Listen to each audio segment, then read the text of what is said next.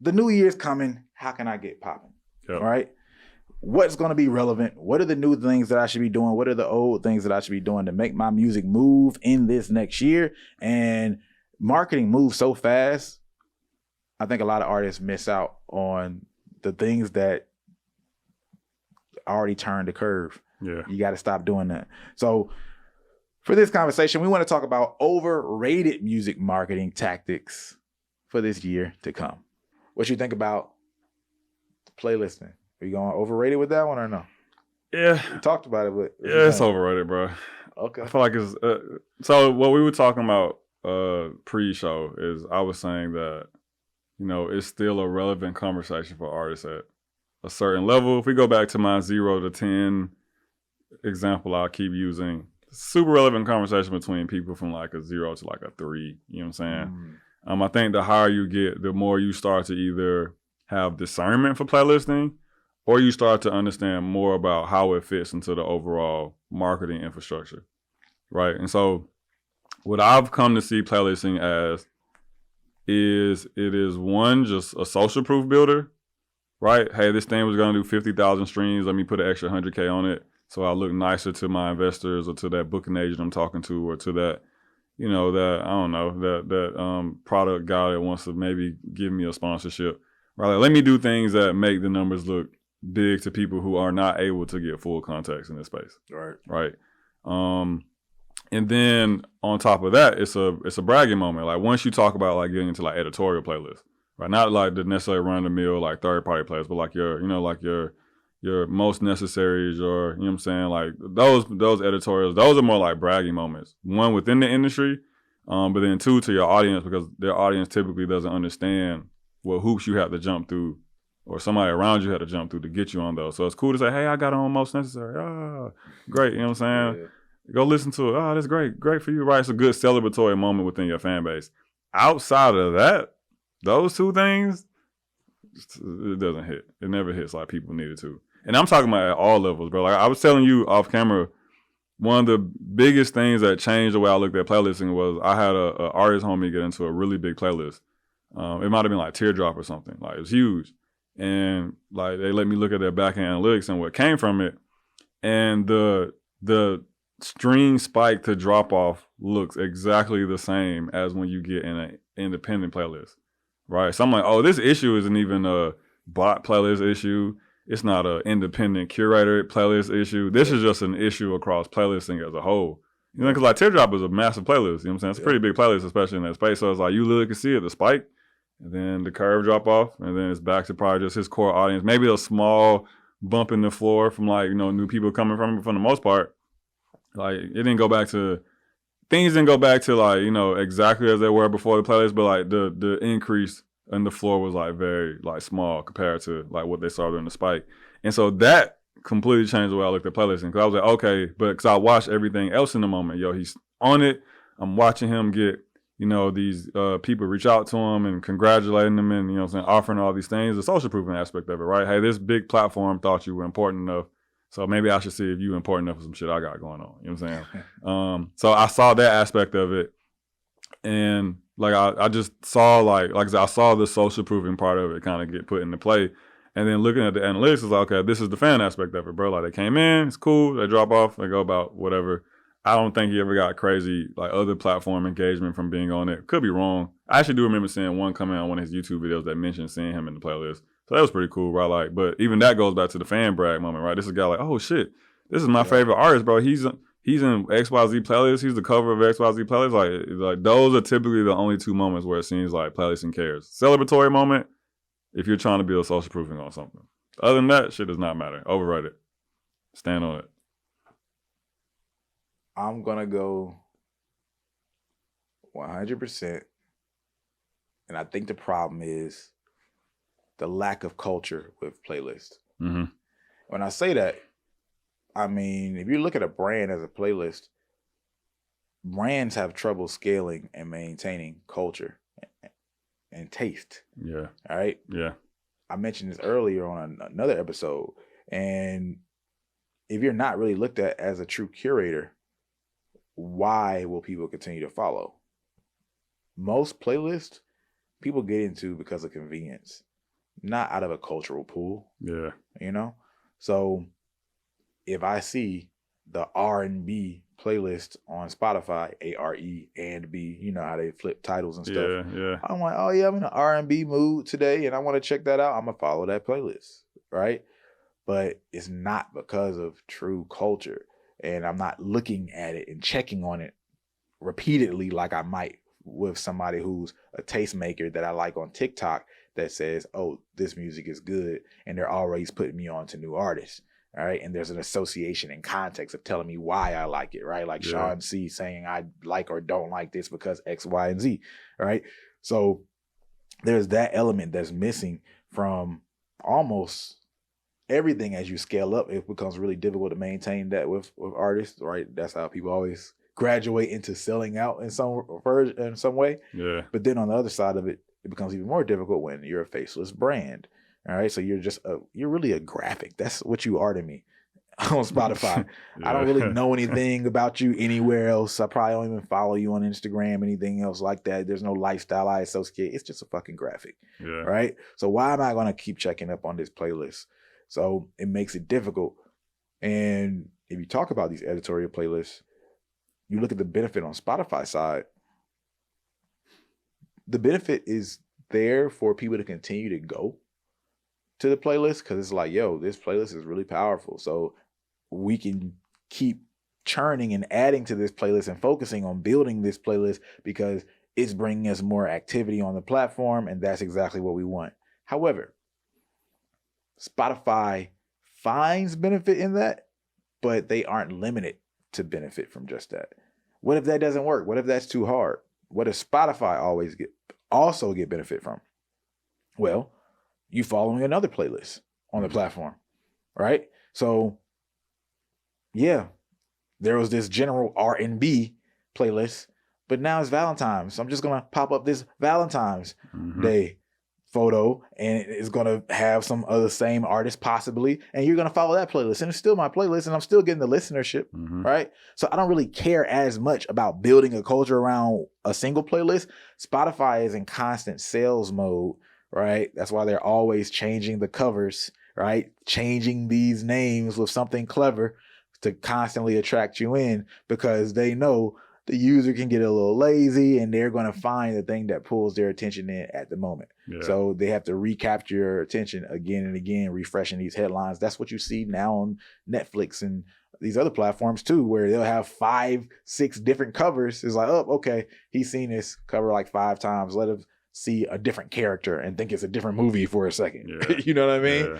Because we're still going to get the benefit as long as you stream, period. Yeah. You know? Yeah. So that culture isn't there, which makes me think the strongest culture I've seen around a Spotify playlist, editorial specifically, was the Rap Caviar. Yeah. That was what I was aware of, right? Even I feel like it's kind of weakened. And that was what I was about to ask you. What is your insight or thought on the power of Rap Caviar today versus what it was before? Yeah, I never thought about this before, but just thought about it because of what you said about the faceless brand thing. Yeah.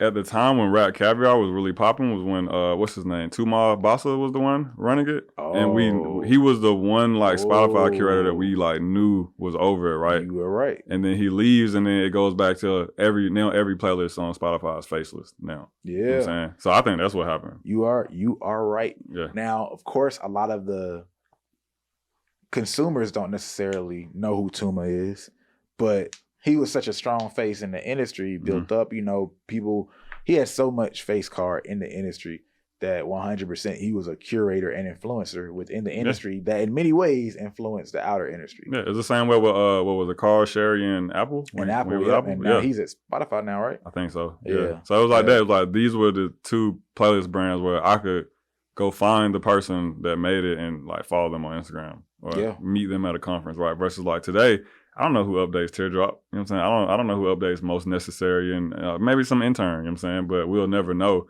And so, yeah, I think that's what kind of killed it off is like that cultural tie just kind of like fell by the wayside because they were like artists want to partner with a person, not an entity. You know what I'm saying? People want to partner with people want to partner with people. Yeah, exactly. Yeah. Like be able to have a face attached to it. So, yeah, but I'd never thought about that till you said the whole like people thing. And then today, I mean, there are individual curators that are front facing. Maybe they're like TikTokers or YouTubers and things. And Mm-hmm. usually those playlists are the best playlists. Exactly. Like they have the most engagement. You see like high scale like impact relative to like whatever you may have had to pay or do to get onto the playlist. You can see the impact carry over into their audience, right? So you could very much so hit a TikToker for a promo post on their page, get in their playlist, and then see the effect that whole line is having on that fan that found you from them. Yeah. I saw your post, when his players listened to it, I thought this shit was fire, and boom, I'm back, right? And so I do think like playlisting still has its place in music. Like, I do think if we could literally graph out all of the music marketing things you could do, like I would put it on there. I do think there's a time when it makes sense. I just think for most rising artists, it doesn't make sense. One, because you probably are not getting on the playlist that can have that type of impact for you. And then two, the biggest one to me is that it fucks up the rest of your marketing infrastructure build. Because now you're getting all this traffic in so fast from this like relatively unreliable source that you can't accurately fine tune like the other parts of your machine, right? It's like we had a campaign once where I remember we were building out the artist ad funnel, nothing crazy, maybe like a $500 ad budget. And then, you know, in the beginning it's easy to see because like you got 0 streams and you go to doing 100 streams a day. It's very clear to see like where that's coming from, right? Yep. But then the artist gets into a playlist and then that shit jumps up to doing 10,000 streams a day. And now I can't see where the ad funnel is having an impact, right? I can't see where my influencer strategy is having an impact. I can't see where my content strategy is having an impact because you override it with all this playlisting traffic. And so I think that playlisting for a majority of artists makes sense when you have other legitimized parts of your fan funnel built out, right? Like you have your content influencer, whatever that looks like for you. If you can see a very clear correlation between you doing this thing or a thing and Z output being made, and you have tried that enough to see that it consistently works, at that point I can understand when an artist wants to do playlisting. Yeah. I equate that to constraints in marketing. That's how we look at it, right? When we think about scaling the company, yeah, we marketers, right? We can market our asses off, create all kind of viral campaigns, cool campaigns. We can do that. But what does that matter if our infrastructure isn't built out and there's no business set in place that can capitalize off of the marketing that occurs, right? Yeah. And then what if there's no operations within that business that truly can fulfill to the scale of the marketing? Yeah. So we're constantly, you know, at this ebb and flow. Oh, let's build the infrastructure to a certain place. And then we can scale using all types of tactics. Playlisting would fall as a part of that, like one of the top layers of scale in what your analogy is, right? Yeah. Because you have your infrastructure just enough in place, the initial marketing, and then you have the marketing that's like, I'm going to go bigger. Yeah. Right. But when you think about those tiers, it's always starting with, well, hey, do I have enough infrastructure in place?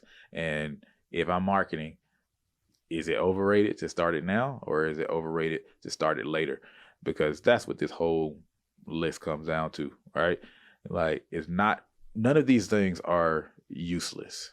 Right? But their usefulness comes down to when they're executed. Yeah, 100% context. Context is everything. That's like my motto, man. That's like my life motto for real. Like I hate things out of context. I hate being taken out of context. and those nuances make a massive impact. Let me take a quick second to say, if you're an artist trying to blow your music up, or if you're a manager, a music professional in general, trying to help an artist blow their music up, I have something that's a game changer for you, and it's completely free. As you may know, we've helped multiple artists go from 0 to hundreds of thousands of streams. We've helped multiple artists go from hundreds of thousands to millions of streams, chart on Billboard, go viral, all of that stuff. And we've now made the way we've branded multiple artists and helped them go viral completely free, step by step in Brandman Network. All you have to do is check out brandmannetwork.com. You apply. It's completely free. But the thing is, we're not going to let everybody in forever. So the faster you apply, the better your chance of getting accepted. Brandmannetwork.com. Check it out. Back to the video. So with that being said, let's get to the next thing that's a little overrated. Jacory, put them on game in terms of these TikTok influencers. Where are we with TikTok influencers? Yeah, TikTok influencers are super overrated. So I do want to preface it by saying this. I do think that you can have a successful TikTok influencer campaign.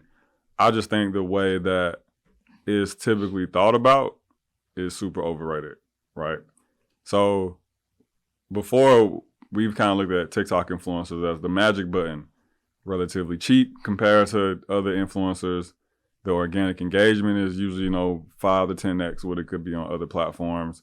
And then the possibility that this idea could, or there's the idea of this one influencer post could just spark a whole bigger thing in terms of like a trend or something like that, right? Which all that stuff is possible. It's still very much so possible. It just happens a lot less, right? Like I think back to 2019, 2020 when we were doing TikTok, bro, it was like some viral shit like damn near once a week. Yeah. Versus today, bro, it might be some super viral shit like once every like 3 months. You know what I'm saying? 3-4 months or something like that. Relative to like how big the platform is now. And so I think they're overrated in the sense of creating this massively viral moment. Not saying it's impossible, just think it takes a lot more for that to happen, and it's going to happen a lot less, and it's going to continue to keep happening a lot less.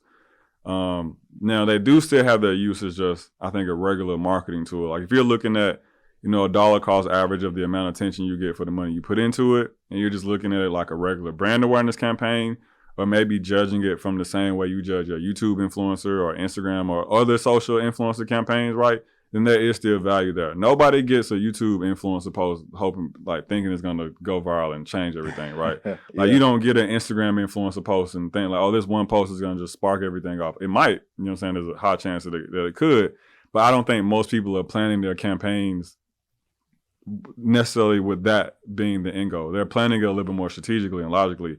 And I think that same level of discernment and thinking needs to be applied to TikTok influencer campaigns for it to be effective. If you're looking for like the old school, let me just pay 30 motherfuckers with hella followers to post and this shit should go viral and create a trend, sorry to say, probably ain't gonna happen that way. Now, if you're like, hey, here are 6 influencers who I feel like audiences represent, who I want to speak to, and I don't expect their post to go viral, but just speak to the right people, yeah, that still makes sense. You know what I'm saying? That still can have an impact. So overrated in the context of creating like these magic moments like they used to.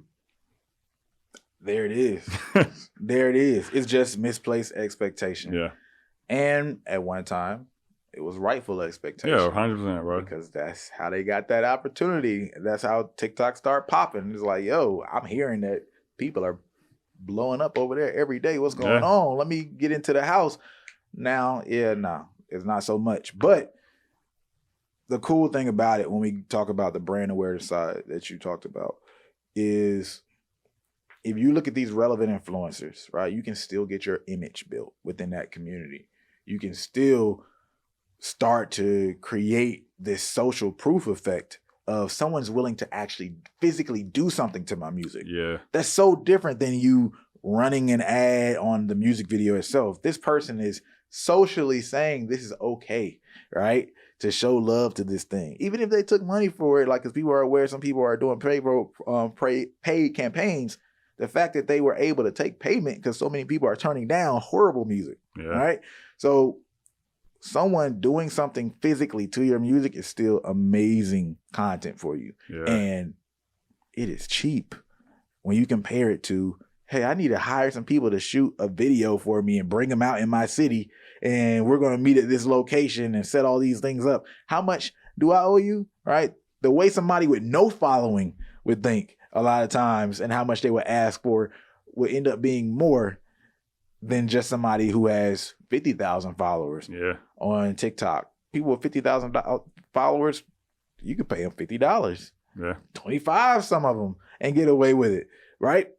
And they're still shooting content. And now you can use this content in so many other ways and catalog the experience and narrative of your song, right? So I think it's an underrated, an overrated thing in terms of that expectation, but 100%, like what you said, man, it's still valuable. Yeah.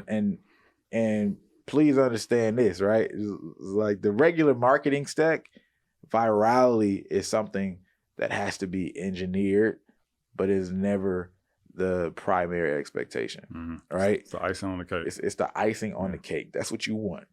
But you don't expect it as if, hey, I deserve it because I did these things. Today, we still have some artists that feel like, oh, because I paid 5 influencers and spent $2,000, I deserve to go viral. And if it didn't go viral, it's because of the marketer's fault or because the influencers did something wrong. They didn't post at the right time. It's not that. It's a lot of other elements that we're not going to get deeper into because it isn't a solely TikTok segment. But yeah, just know that everybody's feeling it. It's not just you. But you touched on a really important point too that I think helped the way we looked at TikTok influencers, and that's looking at them as work for hire content creators. Yep. Right, because now the bang of the buck is strengthening. I could pay you $100, and let's say the post only gets 1,000 views, and I might feel like, hey, that wasn't enough return from the brand awareness perspective. But you as a creator made me an amazing piece of content. I still think the video was dope. And then I have all these ideas on how I could use it in my ads maybe, or like maybe pay some other pages to repost it and do like whatever with it. And then that doubles, triples like the value you got for like the payment. And I know, because like I said, bro, we were right there at the front of the gold rush for TikTok. You know what I'm saying? So I do want people to understand that, bro. We speaking from being at the front of the line, like watching how it kind of changed like from down out. And yeah, that to us, I think that for us was a big game changer once we kind of sat down and was like, hey, like if their post does great, cool. If it doesn't do great, we need to be looking at the actual content and what we can do with that so we can strengthen the bang we got from it in terms that their audience kind of makes it weak. So yeah, I don't want people to sleep on that part because that shit really does. Like you can get your brand and think of it that way. Like, bro, the brand awareness I get is the bonus, but I'm really paying you for the content and what I plan to do with it after. That completely changes the context of like the TikTok influencer campaign. Everything. Every time. Everything. Part of the interruption, I have to take this quick commercial break to let you know that we are sponsored by me because I signed myself. We signed ourselves. It's Brand Man Network. That's why we're called No Labels Necessary, because no label, nobody else is necessary for us to get the train moving. So if you could just subscribe to show appreciation, we'd really appreciate that. Back to the program. So next, we have selling merch. Ooh, overrated? Overrated from a standpoint of selling merch via ads when you don't even have a fan base. Okay. Right? There's a lot of people who have done merch sales trying to offer something for free to create a fan. Right? And I understand the funnel and I know that it's worked in some dynamics when you have a lot of funnel knowledge and you break down all these things and you've seen some level of success by offering something for free and now you have this fan's information and now you're giving some stuff on the back end. I get that so many people have done it, but most people don't see the greatest results out of it. Here's why. Because one, how are you selling merch to someone who doesn't know and care about you? How are you trying to build your fan base with merch?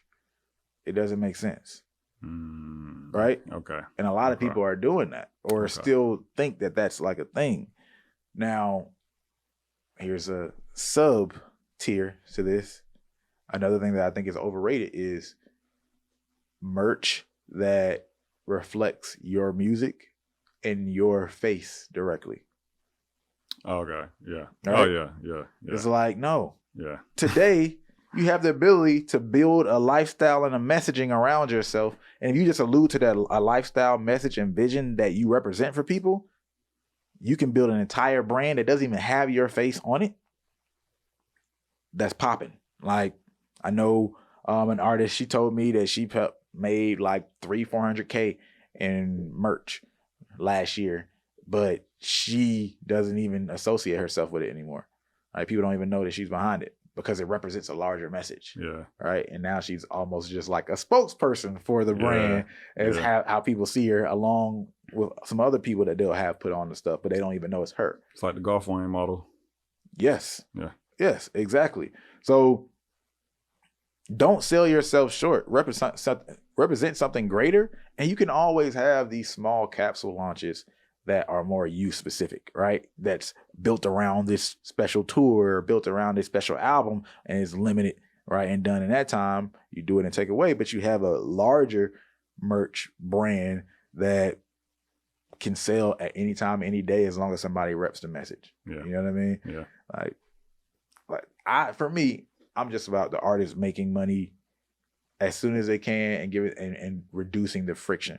Again, not ever saying I'll never drop merch with my face on it or with my album cover on it or something like that. Right? It's just understanding that you can flip the model and make money and build a brand and a culture regardless. And then next to that, right? Your merch brand, right? The company that you own could do a collaboration with you as an artist. Yeah, and I agree with that because I think the important distinction is the using merch to like grow. Because I agree, bro. Like if you're not in a position where you think you can sell the merch, you should not be pressing on merch. Even if your context is, hey, I got a show on Friday, it's gonna be 50 people there. I think I can get 10 of these off. Mm-hmm. Cool, I will understand that situation. You know what I'm saying? Like go for it. Why not? People be drunk at these shows, man. They might drop 30 or 40 out of nowhere. They will. But yeah, if you are in a position where you don't think, I was looking at like, if I don't think I can sell at least double my inventory, I won't do it. Like that's how we used to look at when we did shows. Like, all right, we want to press up 40. Do we feel like we could get off 80? You know what I'm saying? Yeah.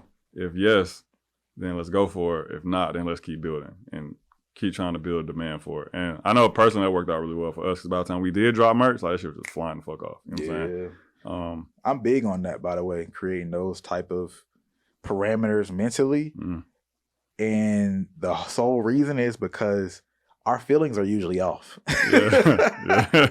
Like we're bad thermometers for what really is. Yeah. So we need to create that wiggle room. Yeah, I could do double, triple that just so we can hit that number sometimes. Yeah, bro. It's like I'm shooting for the top, but I'm big on that. Yeah, it's like because it's like the music video conversation all over again. Like the money to produce it and then to not make the money back is gonna be more detrimental than if you just didn't do it. You know what I'm saying? And you focus that energy on something else. And like the rare situations where like I think merch giveaways can produce like a new fan or like very, very like slim to none. Merch is typically better. It's just a pure monetization vehicle or to reward people that are already your fans. You know what I'm saying? Like you give that free t-shirt to the person that's already proven his loyalty to you, not to this person you trying to convince to go listen to your song on Spotify. You know what I'm saying? Like that, it doesn't have the same impact in that scenario as the person that has been listening to you. He gonna get that shirt and be like, damn, I'm gonna go buy another one for my sister or get me a hoodie because this shit is fire. The person that you gave it to check you out is already looking like, man, he had to give me this $40 t-shirt or however much it costs for me to go listen to his music or to even give him a chance to check him out. They're not seriously gonna check you out. Oh, they might, but it's gonna be more so like pity. You know what I'm saying? Like you kind of like bought their ear. You know what I'm saying? But that's basically what ads and everything else is, and it's much cheaper. You know what I'm saying? So it always comes back to cost, bro. It always goes back and comes back to cost. Always, man. Always, because cost determines on how long you can do it or not. Yeah, that's what it is. Yeah. Now, speaking of ads, another thing that's overrated. Cheap ads. Cheap ads? Cheap ads are overrated. Okay. Why are cheap ads overrated? Because I hear again and again and again, oh man, I got my cost per click down to this. I got my cost per click down to that. But what does that really mean? Yeah. Running ads are more than just getting your cost per click down. Yeah. Ultimately, the whole function of running ads is about the return on your investment. So if I'm an artist marketing my music video, I got my cost per click down. Many people are clicking over to the landing page, but then they're not clicking to watch the video or stream the song. What does it really mean to have a low cost per click, right? Yeah. Or if I'm getting fans in, 12 different countries and however many different cities, what does it really mean if I got one fan in 500 different cities? Yeah. Right? But like I had a really low cost per click, but I didn't really tell them where to target so I could get a low cost per click. None of that really makes sense because you're not building a fan base in a specific area enough for you to be able to capitalize on it, right? So it's always like the starter marketer, right, is looking at cost per click, right? That's like the first thing that you kind of are trained to look at. But over time, you have to adjust to have a legitimate strategy. And honestly, marketing without a strategy is overrated, right? But that's what most people are doing. That's really what it comes down to, right? It's the difference between the team that came to us last year and they were like, hey, I just want to be able to target these 2 or 3 cities, find the 2 or 3 cities that are making the most sense for this artist and who's responding best. And then when we find that, well, I want to find the best city and do a show 6 months from now. Mm-hmm. All right. Oh, okay. That's really targeted. And it might be more expensive to do that. Usually it is, yeah. Right. 100%, because you're targeting in a specific place, maybe more than ads. It could be other activities that you're doing, but you actually can get a return on your investment. Mm-hmm. So that $1,000 that you spent there and it seemed like you got less out of it might actually be a better return than this $1,000 I spent worldwide, and I have no idea how to get my money back. So don't obsess over something being cheap for the sake of cheap, right? Or doing whatever marketing activity for the sake of doing a marketing activity. What are you looking to get out of it, and what is it creating for you that you can then leverage to get to something else? Yeah, no, I agree 100%.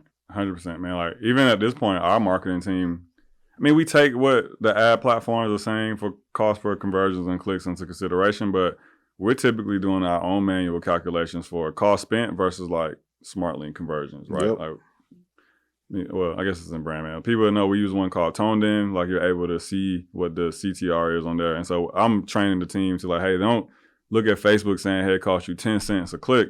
Look at your calculations across the clicks on your smart link and do your math on that. So you really might be at 40 cents, a true conversion, you know what I'm saying? Something like that. Yep. But that typically is more impactful because all the cost per click really tells you on the campaign is one or two things. Either whether or not you're targeting to a really saturated area or how good your content is.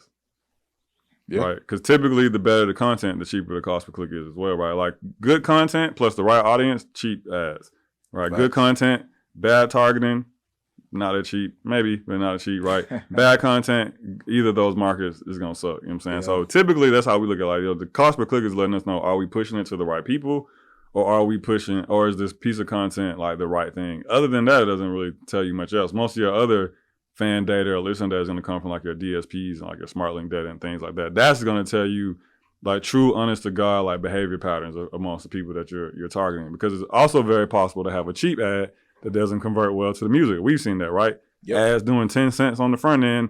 Look at a smart link, they got like a 4% click-through rate. And it's like, okay, well, there's some gimmick about the content itself that made people click over in droves. But then once they got there, they were like, oh, what the fuck is this shit? I don't want this, right? I'm not here for this. It's like, it's the equivalent of like, I'll see a lot of artists like to use like skits and things as advertisements. And that's typically the issue there. It's like, hey, all these people are clicking because they thought this shit was funny. And they got to the other side and like, oh, this shit for music? Oh, hell no. You know what I'm saying? Like, no, I'm going back to where I came from, right? So it's like you end up being in a much better position, like training yourself to look at like the cost per back end, even doing your own manual calculations, you know what I'm saying? Versus going like, oh, Facebook said I got a 20 cent cost per click ad. Okay, this is good. Because like, no, that 20 cent ad could be producing a lower quality audience for you than that $1.50 ad. Like we've had a campaign like that before. I remember there was one campaign we did for an R&B artist.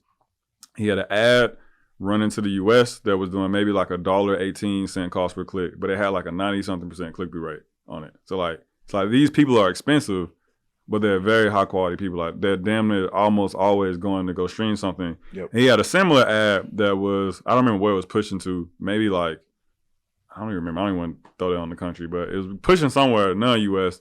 And I remember the cost per click on it was maybe like 30, 40 cents, but it was doing like a 40% click-through rate on it, right? So it's still pretty good for like the cost of it, but it's like, but these people, the audience of people it's hitting for whatever reason are not as high quality as the more expensive ad that we're pushing out. Mm-hmm. And so I think that's always something that has to be taken into consideration. Like, is this, okay, you've established that this audience is cheap, but are they quality, right? Because in most instances, you will be better off.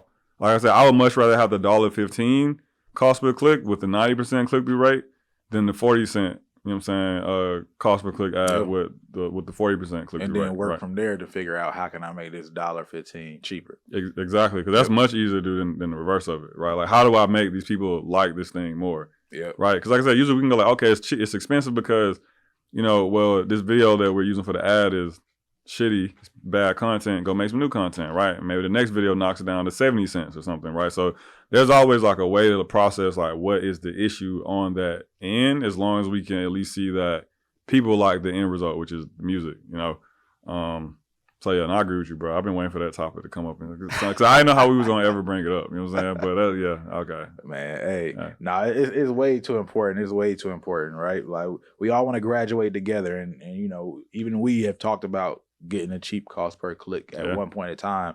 But you know, I think it's important to make sure the community keeps elevating and understanding that there's so much more to this marketing than that, right? It's a full funnel. Yeah, and then when I say talk to people, I don't even say cheap, I say good. Like we're looking to get you a good cost per click. You know 100%. Because good can be subjective. Hey, exactly. Cheap is not the goal. Winning is the goal, right? And what gets you there. Yeah, facts. Now, getting on platforms too early, overrated. Matter of fact, I switched it up. I should just say getting on platforms early is overrated. Okay. But too early is especially overrated. And that too early is people asking about Rumble right now, right? Mm-hmm. It's another new platform. And I know that there's this first mover advantage when it comes to, should I get on TikTok? Should I get on Triller? Should I get on Dubsmash? Should I get on Rumble? Should I get on Discord? All this stuff. You're like, I heard that if I get on this platform fast, and then when everybody else comes, I'm going to blow up because I took advantage of it before everybody else. Whoa, sir. Not necessarily. Slow your roll. Not necessarily. There's multiple factors because you still have to do it to a quality where you actually win on that platform. Mm-hmm. One. But you do get some true excessive gains when the platform grows, if you are at that top and the platform grows in the way that you think. Yeah. Right? That you think. That's the important part about it, because many of these platforms aren't going to grow at all. Not to what you think they are. And here's my issue with the first mover FOMO mentality when it comes to artists. If there's a new platform that comes out and you abandon everything you're doing on your current platform to put most of your effort on this new platform, what if that new platform doesn't exist anymore? What if I said, yo, I'm not going to make any IG videos. I'm going to start doing everything on Triller right now, a couple of years ago, and that was your MO. And then what happened when Twitter wiped out or Triller wiped out? Gone. Right? You built this fan base that you can't even tap into anymore. That's completely irrelevant. And now you're out on the game. So what I say is you can dabble and test some things. Yeah. But especially as a new artist with limited resources and needing to focus on getting good at a platform. Like for real good at a platform. Like anybody can invest in YouTube at this point and be, you know, pretty assured that it's probably going to be around for a minute, right? Yeah. It might be harder to grow on YouTube now than it was so long ago. However, if you get really, really good at YouTube, you know that there's going to be a positive outcome. Yeah. Right? But some of these new platforms, Be Real, for instance, right now, you can get really, really good at Be Real, whatever that looks like, but you don't know if Be Real is going to be here in 2024. Yeah. You just don't know, right? And that's cool. That's that risk. But you got to understand that that risk is there. And as a new artist, right, with less resources and your time is really meaningful, that risk is so dangerous to take.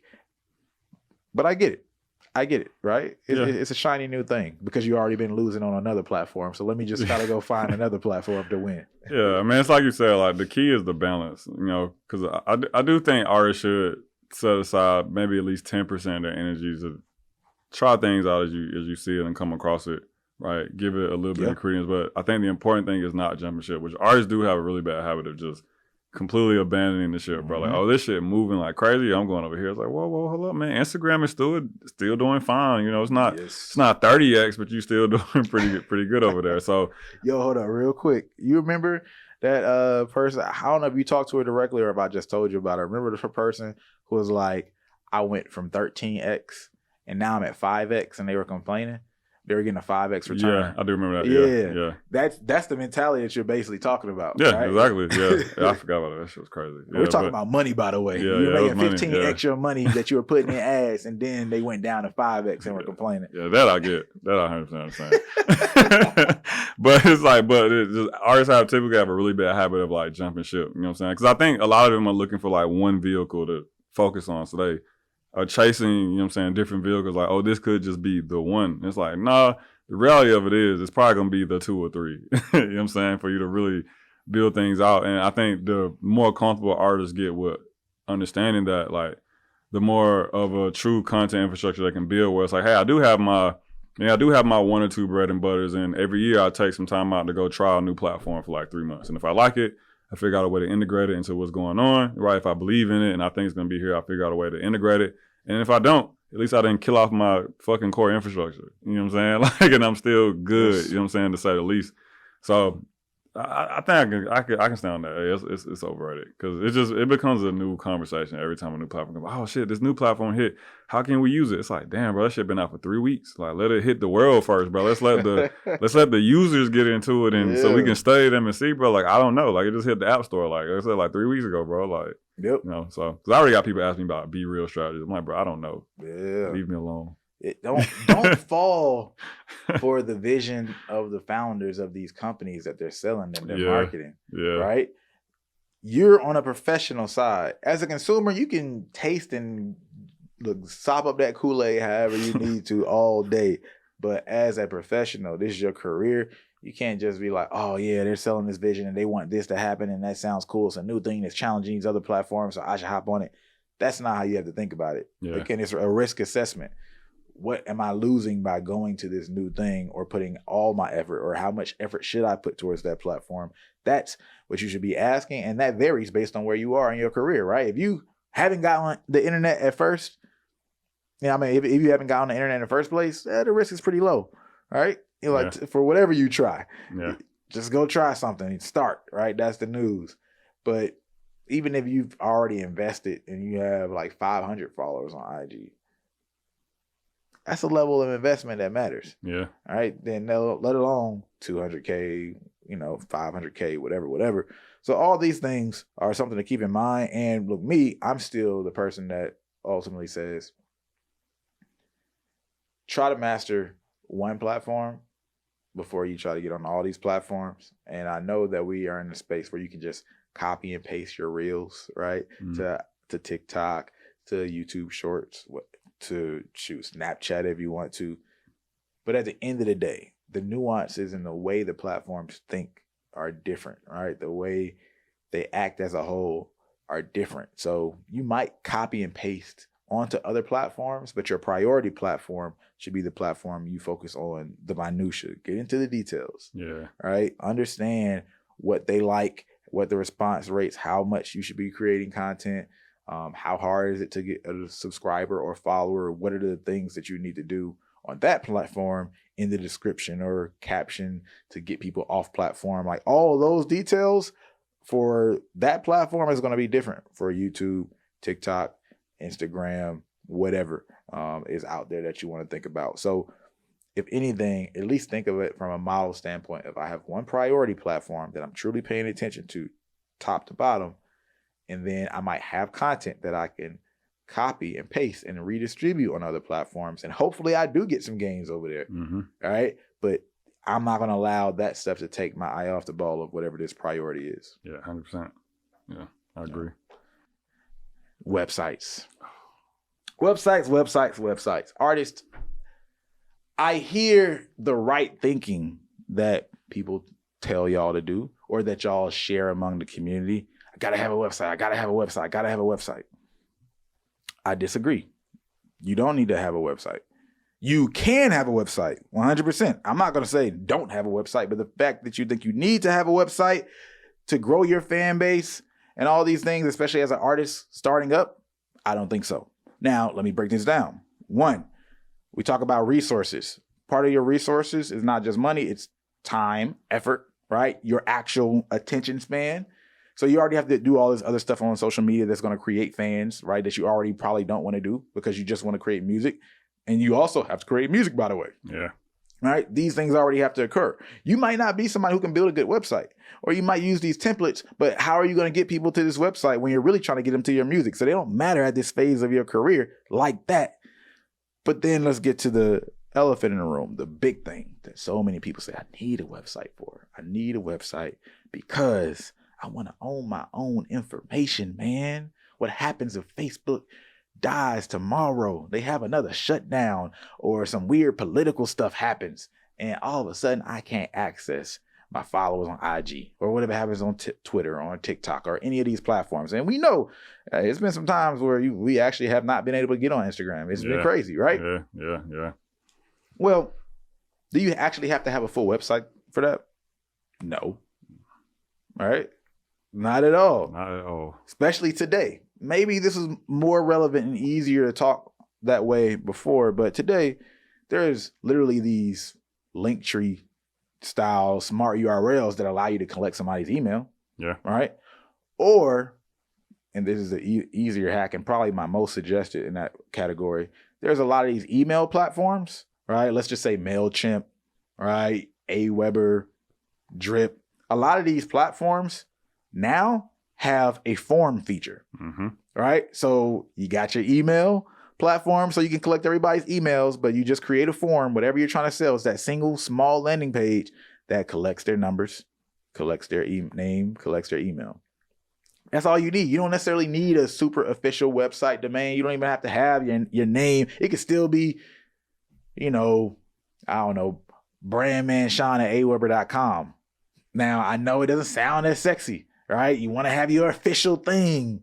But when we look at the actual statistics, the effect on click-through rate at that stage, especially of your career, the numbers don't really play out. Like, it doesn't make a difference, right?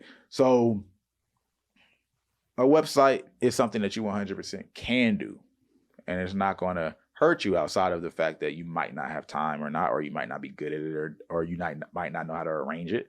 But the most important thing that most artists are trying to achieve, who are thinking about it correctly when they think, oh, I want to have a website or something, they're thinking about, oh, I want to have data, right? A control space. Some kind of control space. But you're not doing much through your website. What you're really talking about is you want to have the information, their phone number, their name, their email. We have all these things with text me if you want to. That can get people's number right there, right? If you want to get access to my next music video, just text me or send me your number, whatever. If you want the merch, there's so many ways to get that stuff. So it's overrated. Not completely ineffective, but it's highly overrated. And it's time that people look at the other ways because it's cheaper, saves you hella time. And, you know, when it comes to pixels, most people aren't even really using pixels to the extent that it really makes sense. And most of them let you pixel anyway. Like most of the smart link providers at this point give you the option to pixel them. Yeah, the smart links and the email people. Providers let you pixel now. So. Yeah, so that's not even like a strong enough point. But I literally just had this argument with someone like a week ago, bro. Like it was somebody on the concession call and they were like, yeah, I'm about to make a website. And I was like, why? It doesn't make sense, bro. Like because there's at least you were going back to that 0 to 10 argument. If you're anywhere between like a 0 and like a 4, no one cares about the website. I argue you could get away without a website up until like an 8. Yeah. You know what I'm saying? Like for real. Because I think about artists now, I know now that are doing millions of monthly listeners, millions of streams, and they do not have websites. You know what I'm saying? They're funneling people maybe to some type of community, or like you said, back end, just collecting phone numbers and emails and things because they don't want to do that maintenance of it's another platform to maintain, which is the part of it I think a lot of artists don't think about. Like it comes with the same level of maintenance as your Instagram account or your TikTok. The only difference is you're paying for it. You know what I'm saying? So you're paying to do it, and I also think it goes back to the artist not thinking about the end consumer. You know what I'm saying? Like you create this thing because it looks nice to you. You feel like it makes sense in your funnel, but most feel like music consumers today really only probably go to an artist's website to like buy stuff, maybe merch, tickets. You know what I'm saying? So if you're at a point where your audience isn't ready to be monetized or they're not buying things from you, then they really don't need a website. Like, because like you said, everything else that you would use a website for can be done with like 1 or 2 other platforms for free or relatively cheaper and with a lot less like work put into it. It takes you all of 5 minutes to make a smart link. Making a good website gonna take you a minute. You know what I'm saying? Like it's gonna take you some time. So, and look, be clear. The data is the thing that matters, not the website itself. Yeah. Because, you know, Amazon servers have gone down and people's sites Yeah. have been Yeah. done away with too. So that's still the same theory that you think you're moving away from.